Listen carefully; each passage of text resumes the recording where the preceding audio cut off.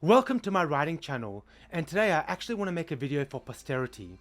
So if I ever get millions of dollars in the future and I have a few $1,000,000 spare and I can get a development team behind me, I really want to make Deus Ex a love letter.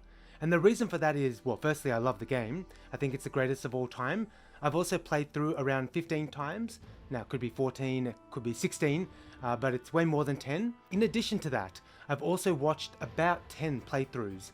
Entire playthroughs of the game on YouTube, and these are people playing for the very first time. They're playing blind, and it's sort of my chance to sort of watch the game and sort of experience it vicariously for the first time and see what other people see in this game, which is now like 25 years old. Was it 1999 or 2000 that it came out? And in playing through the game this many times, and in addition to playing a Deus Ex Revision, which I'll touch on as well, and watching these people, there are a number of changes and things that I noticed that I really wanted to make as I was watching these playthroughs. But then every time I thought of one of those changes, fundamentally it altered the original experience of the game.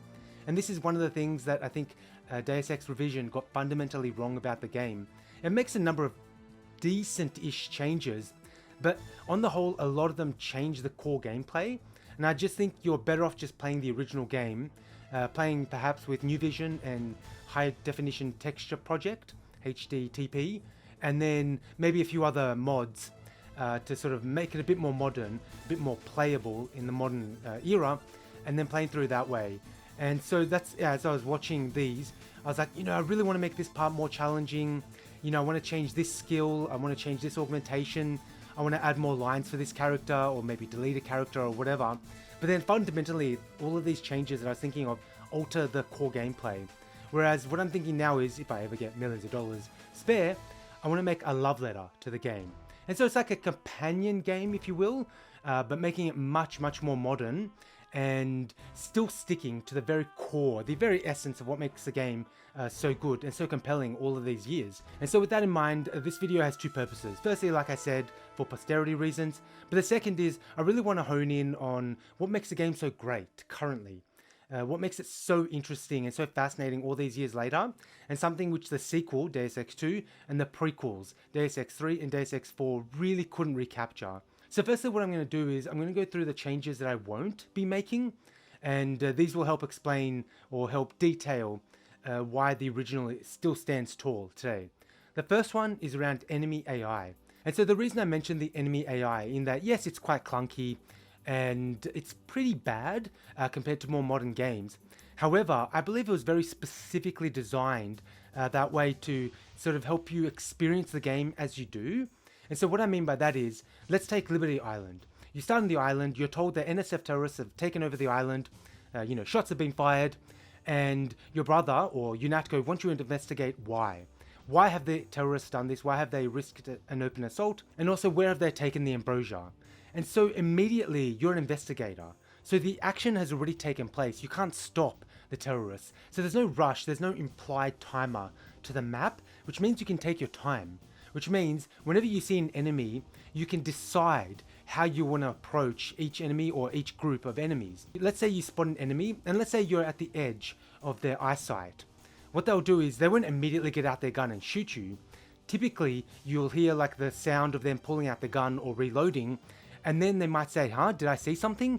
What was that? Yeah, did I see something? Did I hear something? And then if you remain in the space where you are, or you make your movements really obvious, then they'll start shooting at you. Then they'll follow you, and let's say you run away for a little bit and you hide in the shadows, it might be 10, 15, 20 seconds. Usually they'll just give up. They'll go back to their either previous patrol route or their previous spot. And if you do this again, the exact same thing will play out. It might be a little bit different, but there's no escalation ladders, there's no levels of awareness or anything like that. Each time it plays out as if the previous encounter didn't happen. And the reason this is important is that you can put yourself in the shoes of the NSF terrorists. They've just raided the island, they're patrolling, and they expect some sort of response, of course. They've just raided UNACTO HQ, but they don't know what kind of response. So when you turn up, they don't know the exact nature of the threat that you pose. And so them reacting like that every single time essentially means that you can reset the map. What it means is that you can try and try again, and only the time that you succeed, that is the time that sort of, if you will, counts. for the way that you experience the game. So if you try to get past a guard 3 times but you succeed on the 4th, it's almost as if the game is saying only the 4th attempt matters. The game doesn't comment on the first 3 attempts. Your brother and other characters don't say, oh, you tried to get through the enemy multiple times but you succeeded on the 4th or the 5th or the 6th try. What they do mention is how you get past the enemies. You either minimize casualties or you might want to maximize casualties, depending on your playstyle. And neither one is right or wrong. But the idea is that you can essentially keep resetting the map, and it's the game telling you, that's okay, the first time failed, just try again. And this is important because ultimately it's all about the action. It's about the actions you take. It's about how you play through the game. That is going to inform your character. Not characters telling you what your character is like, or what you were like in the past, telling you about your past or whatever. No, it's you playing the game right now. It's how you choose to play the game right now that informs your character.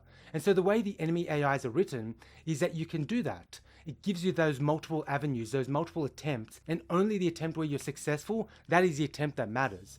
And so the enemy AI is not realistic. And indeed, one thing I would change is I would increase the sight range of the enemies. I think it's far too short. The only other change that I would make to the AI is that I would make them much more reactive to dead bodies. Because in training, a big deal is made about, you have to hide dead bodies and all that. But really you don't. It's really only 10, 15% of the time that enemies react to bodies. Whereas I'd make it all the time. Let's say an enemy spots a dead body, he might initiate an investigation that lasts, 10, 15, 20 seconds, 30 seconds at most.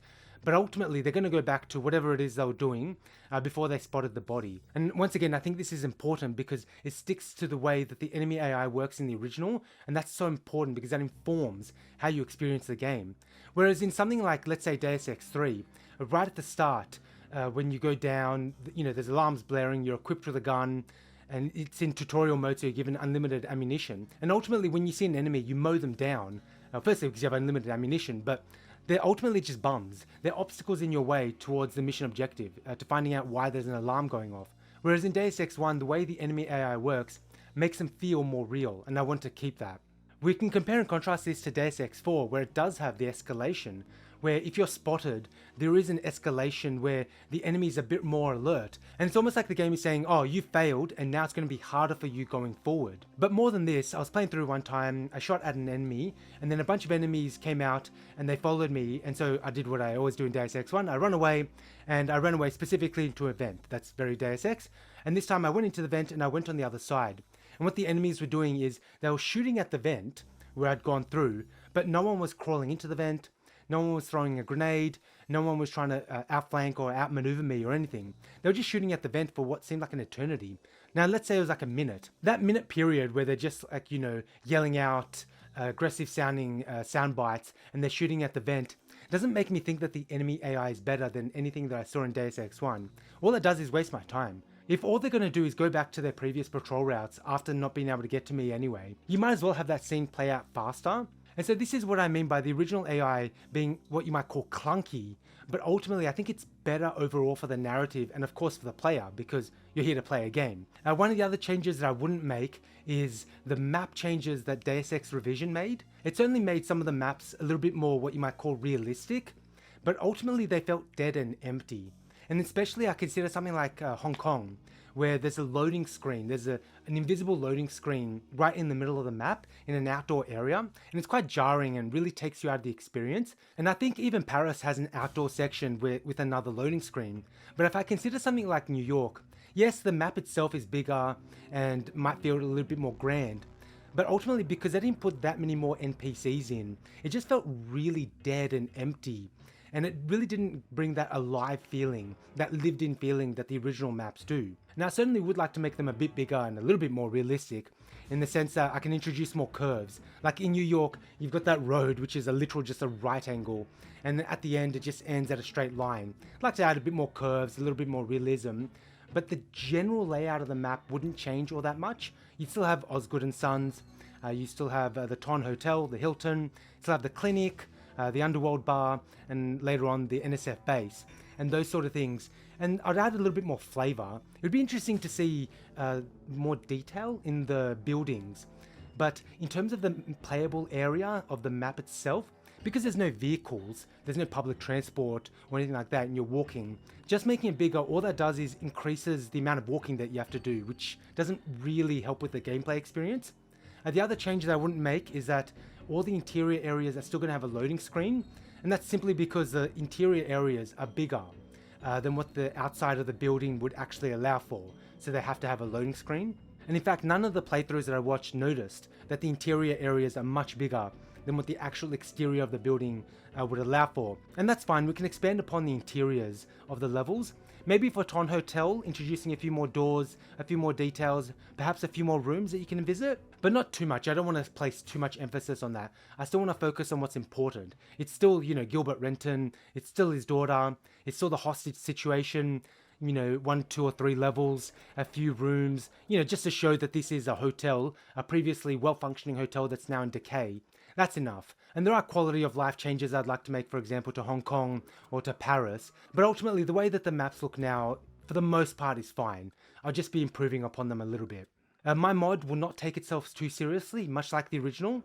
I think the sequel, and definitely the prequels, took themselves far too seriously, and it really takes you out of the experience. And so, for example, one of them is in the original game with important NPCs, or certainly any other NPC, you can talk to them pretty much anywhere. As long as there's no action music or anything playing, you can talk to them anywhere. And what can happen is, let's say the camera is switching backwards and forwards, and then all of a sudden, 1 or 2 NSF soldiers or enemies, they'll come, they might have heard you before, and they'll just be waiting there with their weapons drawn, just waiting for the conversation to end before they start shooting at you. I think that's fine. I think just leave it at that. I don't want to try to ride around that or anything like that. Just let that happen. You want to allow these emergent gameplay things to be possible. Like, a basic one is allowing you to stack boxes or crates to allow you to jump lasers or get into other places which might be otherwise inaccessible. I feel like you got to sort of let go as a developer or as a storyteller and allow those things to play out, which also simultaneously allows for the more silly scenes, like where you can be talking to someone and have a soldier have his gun just aimed at you, waiting for the conversation to end. And in another quick example, when you're escaping the UNACTO jail, the MJ-12 jail underneath UNACTO, you can talk to one of the scientists, and he'll give you directions to where your brother is, either alive or dead. And he'll say, down the hallway, to the left, or something like that. Whereas if you create enough pandemonium, he can move from that spot where you normally talk to him, and you can meet him anywhere. And you talk to him, his dialogue doesn't change. He still says, down the hallway and to the left, which could be a little bit confusing on your first playthrough, because then you're like, whoa, which hallway? You could be at the command center, or you could be near the jail cells. And so stuff like that, I would keep those sort of sections. If it turns out that some NPC doesn't return to their post, but you can still interact with them, so be it. Just let the game continue and just play on. Another change I won't be making is that I will not be gamifying the deaths of soldiers like Deus Ex 3 and 4. That was really off-putting, and it really takes you out of the experience of the game, because in Deus Ex 4 especially, you get points, and that's right, in Deus Ex 3 as well, you get points depending on if you knock the soldiers out or if you kill them. It's almost like, depending on how many skill points you want to get, that's how you're going to deal with the enemies, and it doesn't treat them like real people. They just become obstacles, they're bums on your way to mission objectives, whereas in the first Deus Ex, they actually feel like fleshed out human beings. And it does help with dialogue, of course, like by Paul Denton, where he says, this is not a training exercise. These are real people out there. And indeed, at the start, you can go up the ramp, and if you veer right and you're silent, you can hear 2 NSF soldiers as they're talking about what turns out to be Gunther. And they're just having this sort of casual conversation. It's almost like you've happened to stumble in upon the conversation. Now, of course, the conversation only triggers when you're near them, but it feels so natural, and they feel more real and alive. And so if you decide to take them out, you can actually feel something for them. You can feel like, oh, these are just actual real people that got caught up in these events. And the same is true of many other characters or many other soldiers in the first part of the game, where there's 2 of them. If you sneak up upon them, you can hear them chatter about things, and it makes them feel more alive and more human. Now, one of the changes that I would like to make, or one of the enhancements, is I'd like to have maybe a few more characters comment on how you deal with enemy soldiers. So, it's like Sam Carter, it's Paul, and it's a few others that comment upon this. I'd like to add other NPCs that also comment. Not every NPC, of course, but just add more to it and sort of layer it on a little bit more to really pull you in to the experience, so that it really tells you, like, these are people, and whether I'm knocking them out, whether I'm sneaking past them, or whether I'm killing them, the game is commenting on it, the game is noticing. I touched upon this before, but to make it a bit more explicit, all actions will take place within the game.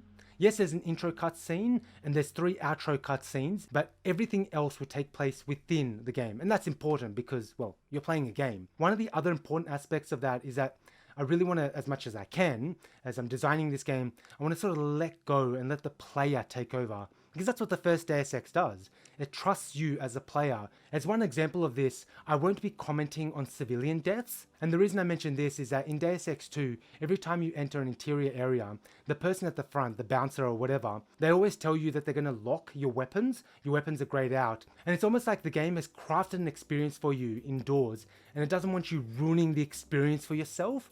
And Deus Ex 3 and 4 do this as well, I believe, where it doesn't have someone tell you that they're gonna, block out your weapons because, they don't want you shooting up the place or whatever. They don't want anyone dangerous inside. But I do think that they grey out your weapons. And once again, it's almost like it doesn't trust you as a player. It's almost like you have the world outside where you can do all these emergent gameplay things. You can stack boxes, you can do really silly things, you can play around with the AI. But once you get to the interior areas, do not touch. You're only there to experience it. Whereas my feeling on the matter is, if someone wants to ruin the experience for themselves, for example, if someone wants to kill every non-important NPC, I say let them. The game is definitely not going to comment on it. I'm not going to write around it. There's not going to be any reprimands or anything for it. It's just the game's going to play on as if it didn't go down. In the first Deus Ex, if you go into, let's say, the Underworld Tavern and you shoot up a few civilians, you run away and the music dies down and you go back, everything goes back as if you didn't shoot the civilians. Everything goes back to normal.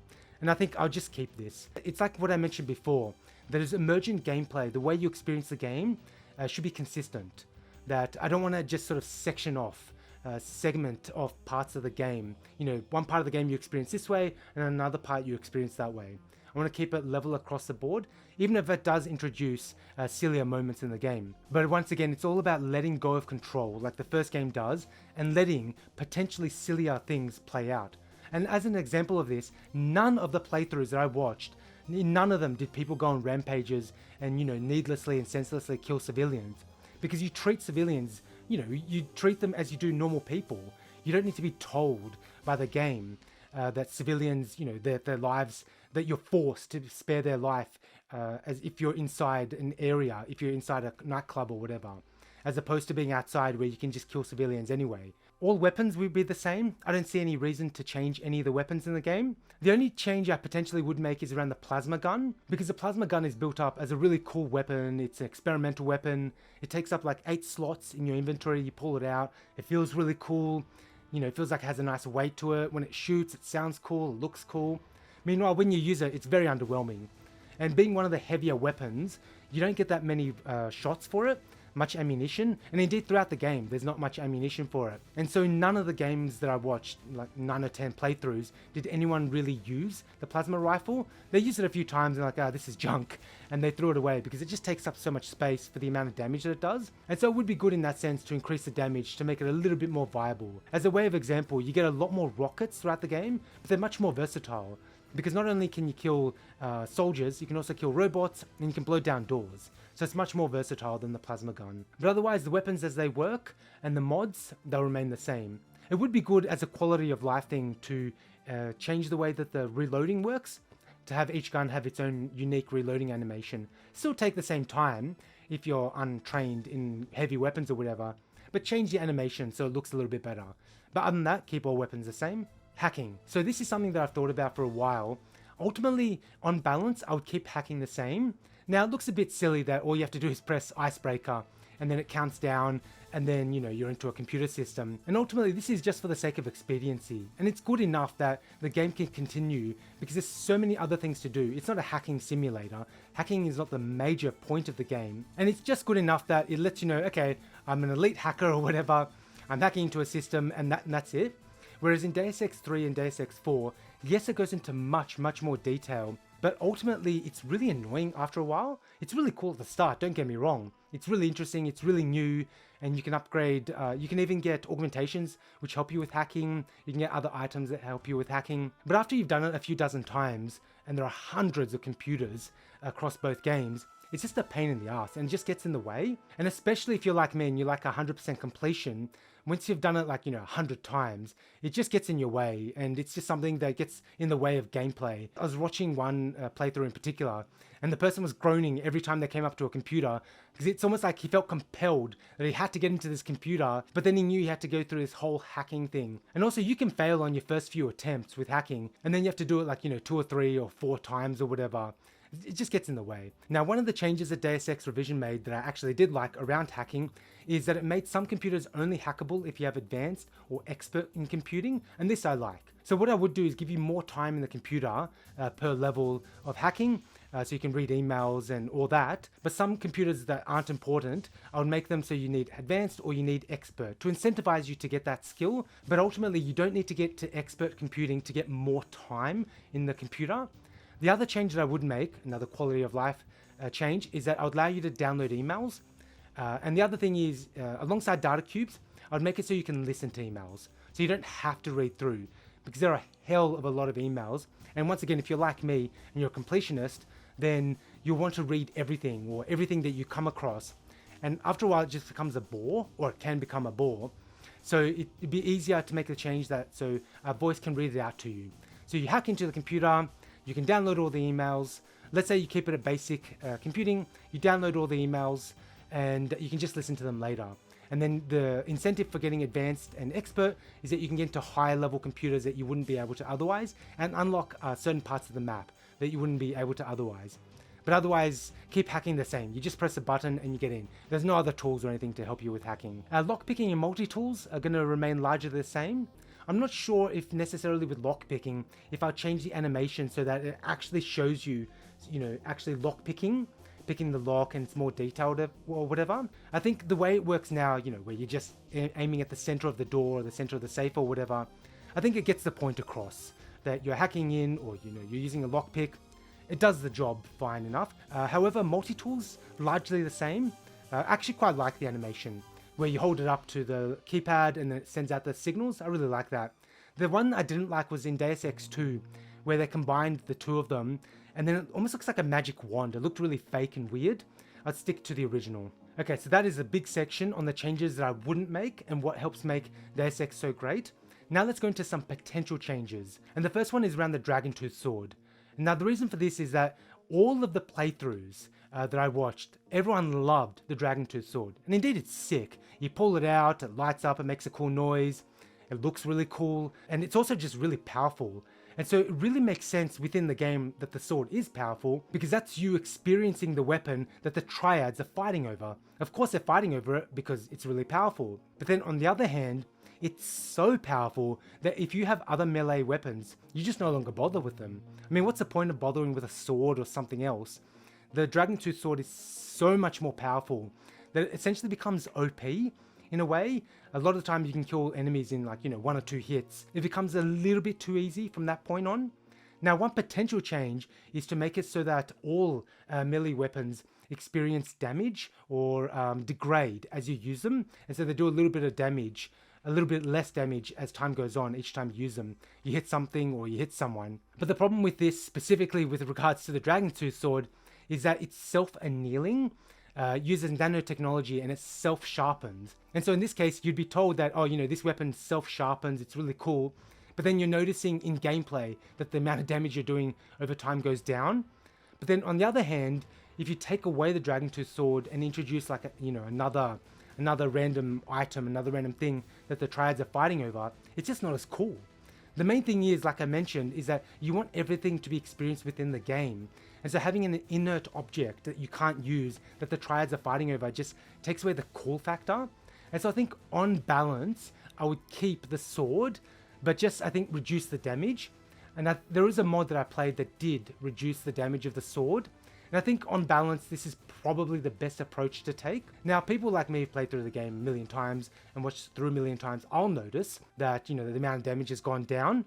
But someone playing through for the very first time won't, because, well, it's the first time you're experiencing the game anyway, and it's still cool enough. And it still looks good enough that if you did reduce the damage, it probably wouldn't affect the gameplay too much. I don't think it would take you out of the experience of the game. So I think on balance, that's probably the change I would make to the Dragontooth sword. Now, a big change I would love to make is I would love to make Paul Denton more engaging after the New York mission. Whether he lives or dies, that's still going to be an option. But if he does live, I do want to make him more engaging. Now, it does make sense in the original game that they have a limited amount of resources, and so you don't want the voice actor and the development team to be spending all this time making Paul Denton much more involved in the game all the way through to the end if he lives, because you might not experience that. It might be that in your playthrough he dies, and so it's not worth spending that much time and effort on it. Whereas I think it would be interesting, perhaps not all the way through the game, but certain sections of the game I would like to have him either comment on things or just be a bit more involved. It's very underwhelming if he does survive and you meet him in Hong Kong in Tracer Tong's laboratory. He's very detached, he's very cold, whereas before he's much more brotherly. It's quite noticeable, I think. And so I think with more resources, I think it'd be interesting to change that. Now, on the note of Paul Denton, there are a few other changes that I'd like to make. It has to do with the New York apartment and your potential escape, or your escape out of New York after you've helped the rebels. Now, there's two parts to this. I'll talk about the rebels part later, actually sending off the signal. But the first part, the one thing that I noticed while watching people play through is that it wasn't immediately obvious that when Paul Denton tells you to go out of the window, it's not immediately obvious that he's going to get killed. The other thing is, a lot of the players did want to try and defend Paul. And what happened was, one of the playthroughs, they helped Paul, they got down into the lobby area, they, killed, I think it was killing the soldiers. I don't think it was just taking them out and knocking them out. And then he went out the window, but then he got told later that, Paul Denton was dead, and the person felt cheated. And it's because the trigger for Paul Denton's death is whichever one you go out first, either the front or the window. And so one thing I would change is that after a certain amount of time or some certain period, where if you get to the main lobby and you help Paul and, get to the hallway beyond, regardless of what happens at that point, whether you go out the front or you go out the window, Paul has survived. He's somehow going to get out of New York. He's certainly not going to follow you or anything like that. And like I mentioned, because all of the actions take place within the game, when you talk to Paul and the MIBs raid the apartment, if you hang around and you try to shoot the MIBs or take them out or whatever, if you take a critical amount of damage, you're automatically captured, if you will, and you wake up in prison.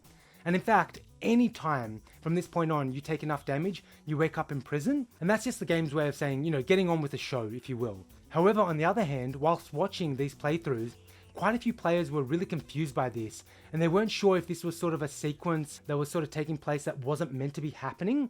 Because you wake up in prison, you don't have all your items or whatever, and they're a bit confused, like, is this meant to be happening? Am I waking up somewhere that I'm not meant to be? Or is there another part of the story that could continue if I continue on into the subway? So on the one hand, this is a pretty clunky way to handle it. And indeed, in most of the playthroughs that I watched, everyone was loading through multiple times to see if there were different endings. Now, I think it would be interesting to somehow inform the player, without being ham-fisted, that once you do get captured, that this is it. You have been captured and this is the next part of the mission. And also to make it clear that if you do leave Paul Denton behind, that he is dead. He's not going to get captured. So I do wonder if this can be done through dialogue, where the MIBs, they still show up and they're like, Agent JC Denton, put down your weapons and enter the hallway. And it actually gives you an option to do that. And it makes it clear that you get captured, or if you have an option to essentially called fight or fight on or something like that, or try your luck. Maybe something similar to when you meet Gunther Herman in Battery Park, where you have the dialogue option where, you can either go with him peacefully or you can take damage. He can shoot at you, or everyone can shoot at you and you take more damage and then you go to jail. The only problem with this, of course, is that it's being done through dialogue rather than actions in the game. But perhaps weighing up all the pros and cons, on balance, it's still worth it because it takes away the jarring nature of that transition to the next level, to the next mission. Because in virtually every single playthrough that I watched, everyone was really confused around this. So perhaps that's one solution. The other aspect, which wasn't really obvious or necessarily easy to follow, was when you do actually betray UNACTO. So Paul Denton, he tells you, there's this data pad in the area below, and it's an optional area where it's his report to the militia leaders, and it details how UNACTO is not quite as shining as it presents to the world. And I think maybe one or two of the playthroughs that I watched actually saw that data cube. The other playthroughs completely missed it. even when you do read that data cube, yes, it's damning, but it's not quite damning enough that you're actually going to betray UNACTO from that point on. You know, betraying UNACTO and joining the rebels, that's such a big move. And what I'd like to do is make it much more obvious. I don't want to reveal more of the conspiracy, or I don't want to reveal too much of the conspiracy at this point, because it's still a detective game, but I do want to reveal more and make it so that UNACTO comes off really bad if you do decide to read that data cube. Because the way I see it is like this: you talk to Paul and he gives you that mission, and there's nothing else you can do. You have to follow that mission to continue the game. So you go over. Now you can decide to go down and read that data cube and see the data for or see the information about UNACTO yourself, or you can take Paul's word at it and send the distress signal to the various rebel groups. And so in one way, you're trusting Paul Denton. He has this information on this organization that you've been working for, which is, you know, not as good, not as shining as it makes itself out to be. On the other hand, you don't necessarily trust him, or you do trust him, but you really want to see for yourself. And so you're going to go to the effort of going through all the booby-trapped areas to see the information for yourself. But it's much, much more explicit. The other thing is I would make this distress signal a little bit more important, because quite a few of the playthroughs that I watched, the comment was that, oh, aren't I just sending a distress signal? It seemed a bit too casual. I really want to make a bigger deal of the fact that UNACTO is trying to clamp down, it's trying to hunt down these rebel groups, and we really need to help these rebel groups because UNACTO ultimately, somewhere or another, is rotten to the core. Now, the exact nature of the way that UNACTO is rotten, that can be discovered, but the fact that we know this information about UNACTO makes this mission feel much more weighty, that you feel something. You're like, oh, I'm actually going to help a bunch of rebel groups, and it's important that I do, because if I don't help the rebel groups, this bad organization that is UNACTO is going to clamp down on people's freedoms, or whatever it is. There's going to be some disaster, some bad thing will befall the world, the free people of the world, if I don't send out this distress signal. Whether or not I want to change it so that if you sneak your way up and you set off the distress signal, you know, perhaps some of the soldiers, you know, necessarily don't know that you've sent out the distress signal, or whether or not I make it like the original, where it's just Walton Simons and he says, you know, you betrayed the coalition and now prepare to die. And so the main thing is to make the mission feel much more important. Other quality of life changes that I would consider is with dialogue, in that it would be interesting, I think it would add a bit more to the game if, let's say, you know, at the start of the game, you're going to meet your brother and you actually hugged him.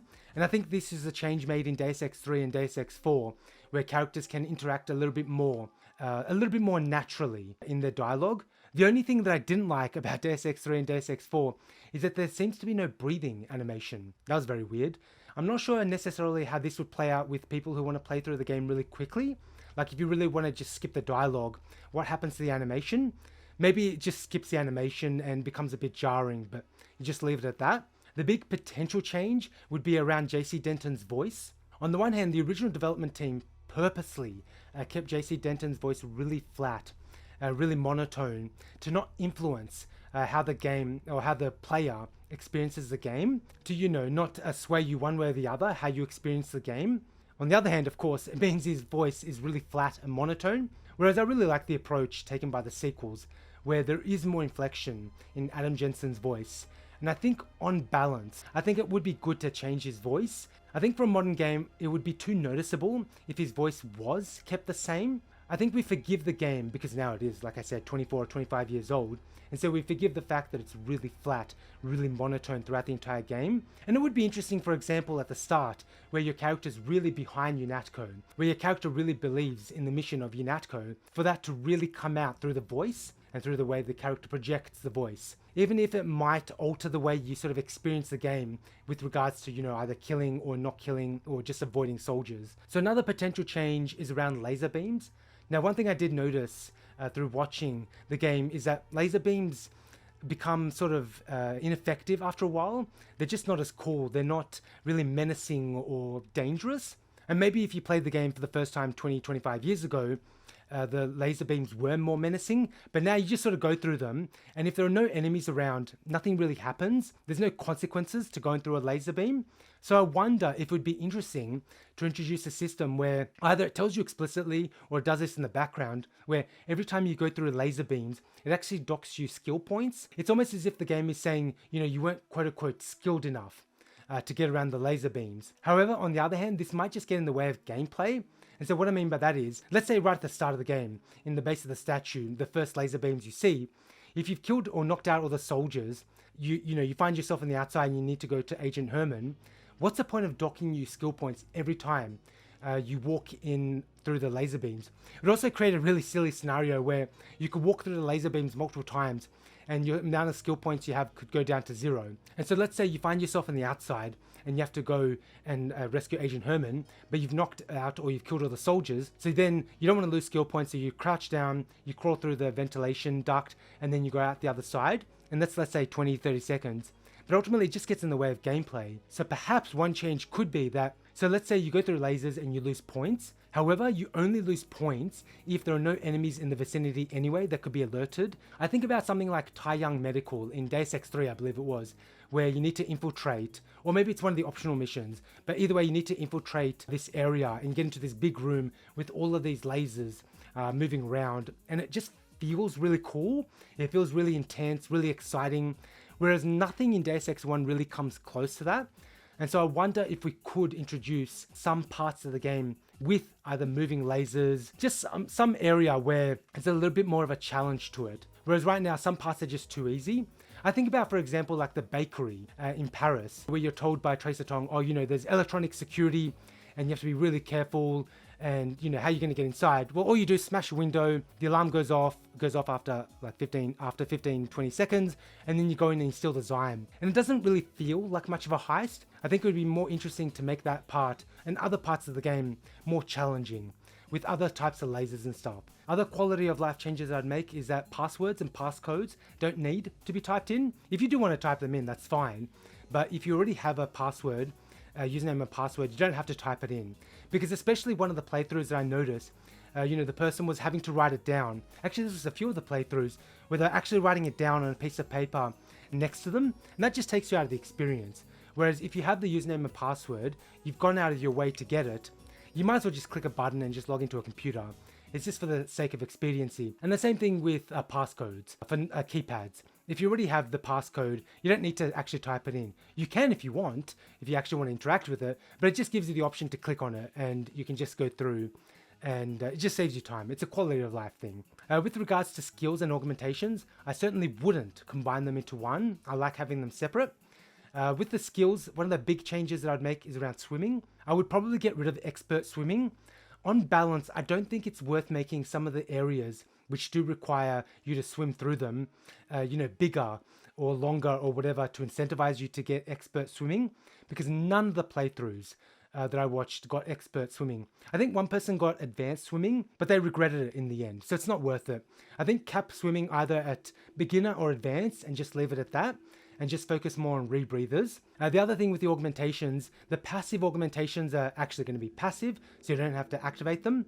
And also lets you know that the augmentation is on. Like the augmentation where you can stop bladed weapons or whatever it is, and I think even fire or plasma weapons, and the other one with the bullets, that it lets you know that they're on, and so it lets you know that if I get hit, that it's going to drain my energy. The other thing is that I would nerf healing. I think healing is way too good at the moment, and indeed none of the playthroughs that I watched got the alternative to healing. I think making the alternative a bit better and making healing worse is good, but other than that, the way that the skills work currently and the way that the augmentations work currently, I think for the most part they don't need that many changes. Now it might be a bit weird in a modern game, to have a pistol or let's say a machine gun and you're untrained and you can't use it because you can't focus with the reticle, and the same thing is true with the sniper rifle. If it's untrained and you zoom in, it's almost impossible to aim. I think on balance, just keeping that, and I think keeping and allowing you to upgrade weapons, I think that makes the game more immersive, more interesting, and like I said, I definitely wouldn't combine the two. So I do want the game to be in a new engine, which means better animation and better physics, but only up until a point.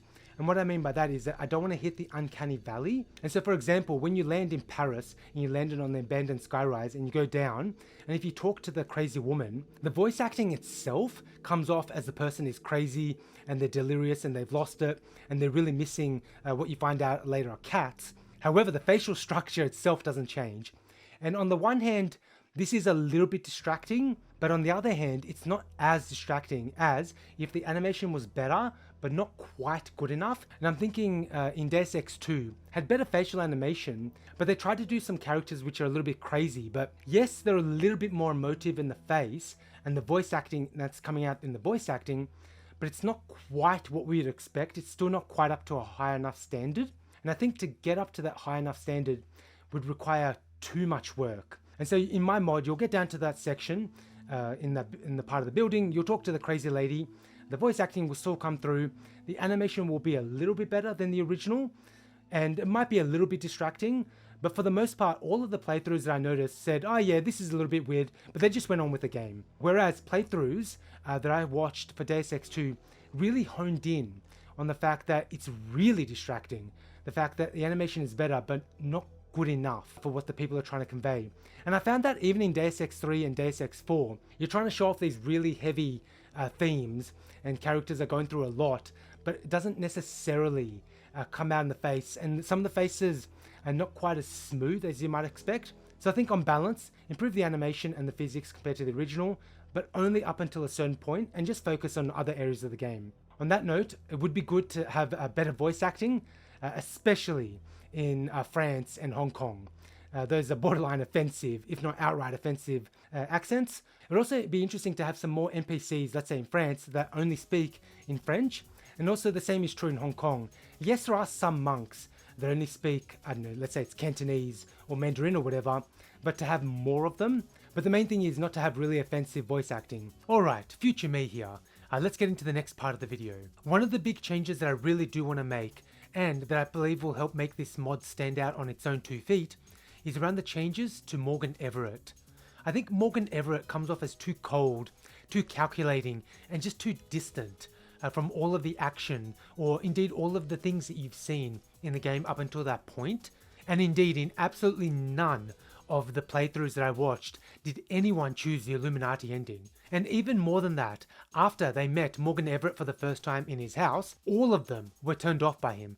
No one thought, oh, you know, I might see what this guy's about, or I might see what future mission objectives or what sort of vision for the world that he has after this. All of them were instantly turned off. Now, of course, in going down this path, I don't want to go down the opposite end and sugarcoat things. I don't want to turn into some sort of like fairy tale or something weird like that, where it's too unrealistic and it's too in your face. What I do want to do is something a little bit more realistic, or at the very least show things from his point of view, because up until the point where we meet him, we've actually been through Beth Duclair's mansion and her daughter Nicolette Duclair, and we see this supremely amazing, really slow moving, really quiet mission.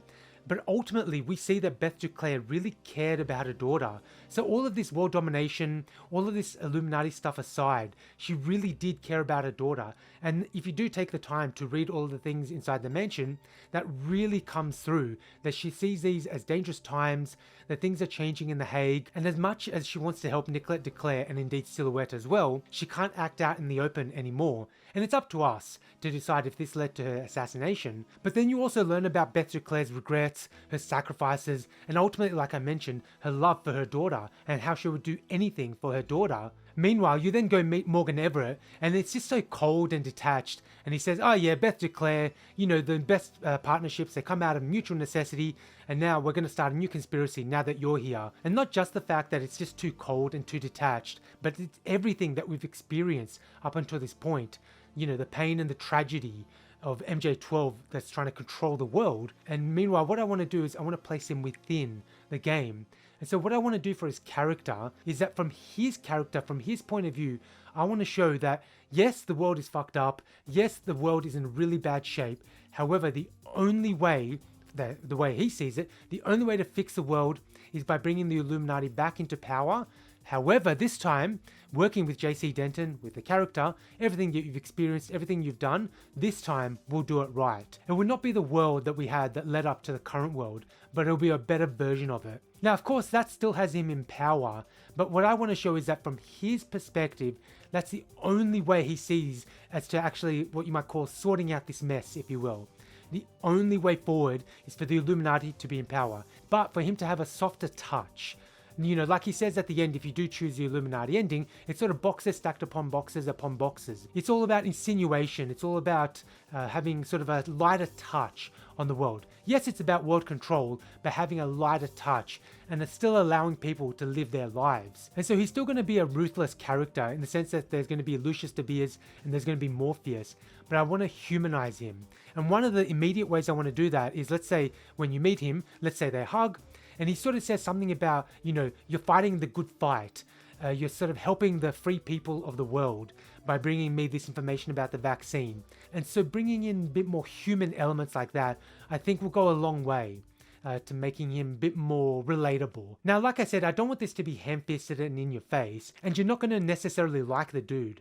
However, at the very least, you can understand where he's coming from. Whereas none of the playthroughs that I watched understood where he came from because, well, you're not really told anything else about his character. All you see is this really dark and cold and ruthless side of him and nothing else. Nothing else to really show humanity. And at the very least, that when you come to the ending and you have your 3 choices for which ending to choose, that you sort of put that in your mind, that you at least give it a bit more thought. So if I was to watch 10 playthroughs again, maybe 3 of them, or maybe at least 2 of them, would choose the Illuminati ending and say, oh, you know what? I don't necessarily like the Illuminati methods, but I understand where Morgan Everett, at the very least, is coming from. And at the very least, if he's working with me, we can sort of rule the world together, but with a lighter touch. We don't need Bob Page and his commandos and all that. The other thing I want to do with Morgan Everett is sort of have him reminisce a little bit about Bob Page. Bob Page is this ultimate evil that's willing to kill tens of thousands, if not hundreds of thousands of people, not just in the United States, but around the world for world domination. And then it's sort of like, oh yeah, he was one of my students, but he was impatient, and that's it.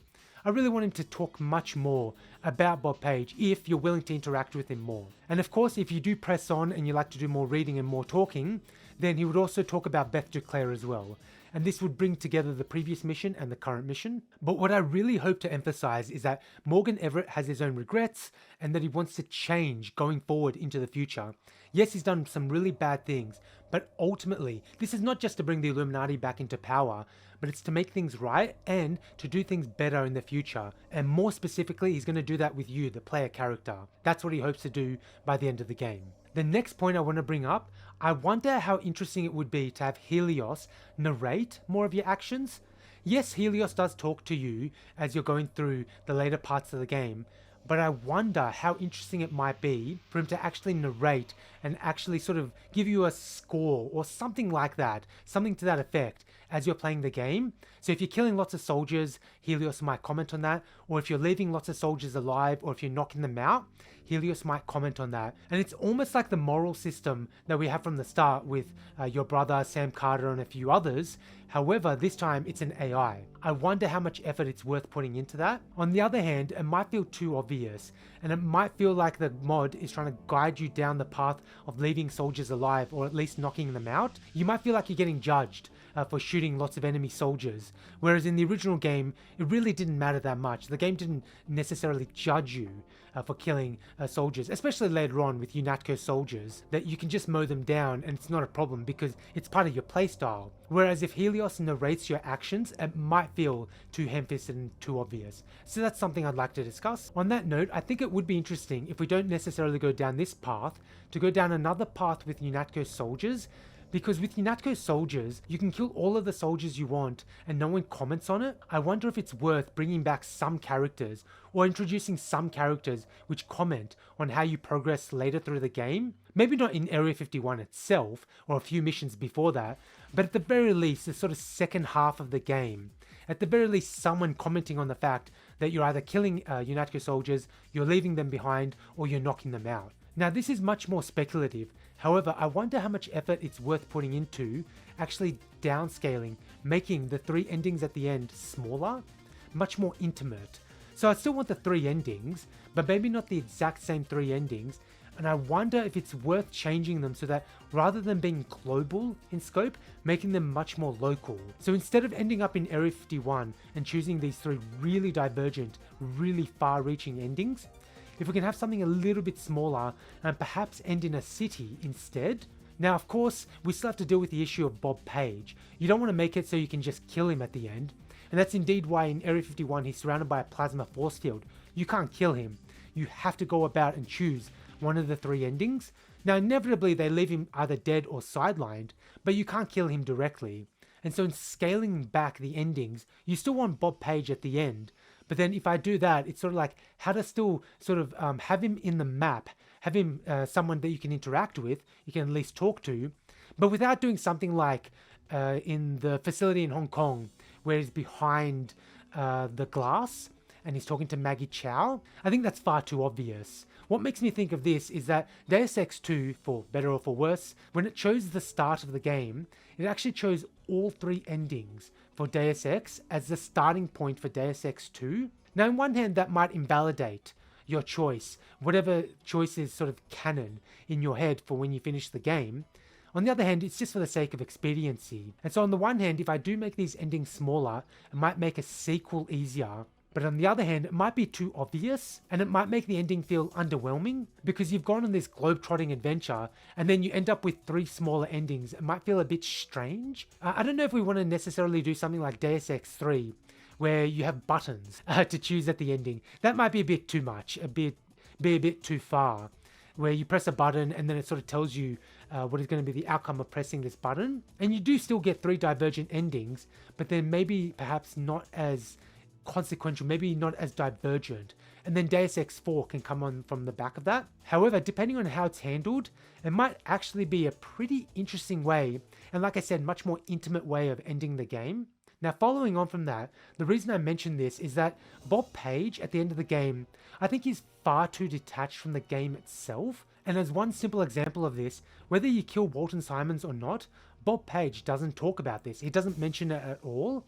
And that's interesting because they started the conspiracy together, or at the very least Bob Page brought on Walton Simons into the conspiracy, and we see Walton Simons and Bob Page right at the start, whereas whether he lives or not really doesn't matter to Bob Page at the end. And not only that, Bob Page is sort of on his own, he's too singular, I feel, whereas some of the most interesting parts of the game were about the lore for Majestic 12, especially with Paris and the cathedral. That's a really, really interesting part of the game where you bring in history, European history, and you bring it to the forefront and you're learning more about the character of the Illuminati of Majestic 12. And this feeds into you being a detective. You're learning much more about the world. Whereas at the end, it's almost like that sort of stuff didn't really matter. And at the end, it's going to be him in Area 51, and then you're going to choose this really big, grandiose ending. And it's almost like the MJ12 stuff and all of this propaganda and everything that goes into creating MJ12, the 9 levels of hierarchy that you can reach within MJ12, all of these really interesting characters and the like that we meet and that we can read about, all that almost feels like it's been thrown away just so we can get to the ending with Bob Page.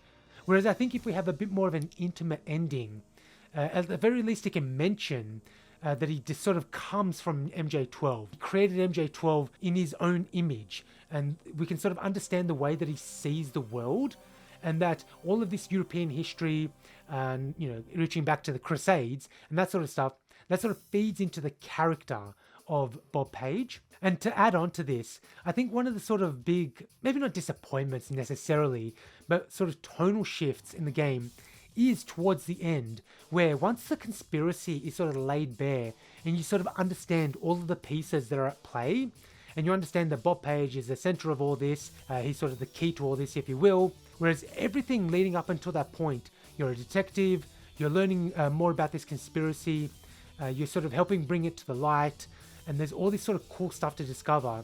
But once you get right towards the end of the game, and especially the silo mission, where you're trying to stop the nuclear missile, there's nothing really to learn at that point. And yes, of course, you can take your time like you can in other parts of the game, but it feels different because it's more action focused. It's sort of like, I have to stop the nuclear missile from launching right now. And indeed, you set the missile to Area 51, and then you find out, oh, someone's interfering with the launch. And you're like, oh my god, who could it be? And then it just turns out to be Howard Strong, and you're like, oh, who's this dude? And he's just some buffoon that's in the forklift in the middle of the silo, and you either knock him out or you kill him, and you're like, oh, okay, who's this dude? Whereas you don't really know anything about him, he doesn't mean anything to you. Him showing up there is not some big revelation or some big sort of, maybe not necessarily plot twist, but at least something else new to learn about the world. It's just sort of like, okay, I dispatched him and then I go on to Area 51. As a side note, it sort of makes me wonder, what was the plan if there was no nuclear missile? What if Bob Page's commandos didn't take over that silo? What was the plan to get to Area 51? But that as an aside, if we get rid of the nuclear silo mission, for example, and we make the ending smaller, I think we can make it much more interesting, and we can still have a conspiracy sort of right up until the end of the game, or at the very least closer to the end of the game. On that note, one of the biggest sort of disappointments in playing through the game many times, like I mentioned, and watching that many playthroughs, is Paris. Now, I really love the Paris mission. The map is beautiful, it looks really nice, it's nicely laid out, traveling to the different areas is really cool, and the music is absolutely beautiful and absolutely on point. I really love the dark tone, the really dark and serious and somber tone of this mission. And here is where we see the full power of Majestic 12. They're in the streets, they've shut down the city, you can't even get around on the metro, you have to go around on foot and the like. However, ultimately, all you have to do is talk to Nicolette Declaire, and then your pilot lands in the courtyard and then you can jet. And on one hand, this can feel a little bit underwhelming, because when you meet Nicolette Declaire for the first time, and then every playthrough that I watched, every player was like, oh yeah, that's obviously Nicolette Declaire. And especially, when she says, oh yeah, perhaps I'll talk to Nicolette Declaire and have her meet you out the back. No one was surprised when she turned up at the back. And so on the one hand, it's an amazing setup, it's beautiful, it's wonderfully crafted, but on the other hand, it's too easy. I don't know exactly how to go about this, but I'd like to make it much more involved. At the very least, on a similar level to Hong Kong, where you have to go backwards and forwards multiple times. And this is why I was saying it might be interesting to make the endings much smaller, because if we get rid of a few missions at the end and instead make Paris a bit bigger and much more involved, and so that you can really soak in more of the city. I think it would be really interesting to flesh out that part with the father and the mother talking about their son who enlisted with Majestic 12. And this is beautifully written, because here we see the power of Majestic 12 over the youth, because their son has now signed up to Majestic 12 as a soldier. However, I'd like to make it much more obvious which soldier out there in the streets is their son. I'm not sure necessarily if I want to have them react, if you knock him out or if you kill him, if you come back into the cafe and you can talk to them about it. I'd like to somehow make it more visually obvious. So when you go out and you're in the street and you see the guard shack, you're like, oh, that's their son. And so if you do decide to kill him, you can actually feel something. It's like, here, I've just killed the son of these parents. And I think that would add much more depth to the mission, but also to the soldiers in general, that they're not just cannon fodder, bums, to be wiped out because they're inconvenient or on your way to mission objectives, that these are real, living, breathing human beings. Another really big change I'd like to make is to have it so that Anna Navarre and Gunther Herman can live, and also to have this commented on by the game. Technically, you can actually get away without killing Gunther Herman, because if you go down into the archives, he can still see you if you're invisible. I think what you can do is you can go near him, you can run away, and he'll follow you, but you can lose him. And then if you go into an area where there's a lot of space around him, you can actually sneak around him and then complete your mission objective. However, when you turn around, the hologram of Walton Simon appears, but there's no dialogue, because within that dialogue, your character says to Walton Simons, oh, you only sent him to Paris because you knew he would fight to the death. Because he's not dead, that part doesn't trigger. However, this is sort of an unofficial way of keeping him alive, whereas I think it'd be really interesting if both of them could be kept alive throughout the end of the game. Now, of course, this is a lot of work and a lot of rewriting is necessary. And I still do want to make it so that if you do kill Anna Navarre earlier in the game, I still want to make it so that Gunther Herman, he's out for blood, that he's really gunning for you throughout the few missions before you meet him in Paris, but that ultimately both of them can be kept alive. Now, it's not going to be something lame like, they join you or they suddenly see the light, but that somehow or rather, I think would be really interesting if either through dialogue or through a combination of dialogue and action, that you can indeed keep both of them alive. And maybe much like Walton Simons, who you can keep alive quite easily, that they can appear right at the ending of the game, whether that's Area 51 or, like I mentioned, something a bit more intimate. But I think that would be something really interesting to play around with, and something different for players to experience, especially if you've played through the game multiple times like I have. On that note, the final thing I want to end on with is, in terms of music, I'd like to have the music as close to original as possible. I'm not sure if there's sort of copyright issues involved with that, but ideally if I can't have the exact same music as the original, as close as possible. I really like the combat music, I really like the sound cues in the game, and just the music in general. I'd like to keep that as much as is possible. Those are my ideas for the mod. If I ever get a few $1,000,000 spare, this is the route that I'd like to take. Or at the very least, multiple routes that I'd like to discuss with the potential team of writers, developers, voice actors, and the like. Thank you for watching all the way until the end. Subscribe, rate, and share, all the good stuff. Share this video far and wide, and I don't know, maybe this will lead to me making some money and eventually maybe millions of dollars, so I can eventually make this dream a reality. And thank you for watching, and I'll see you guys in the next video.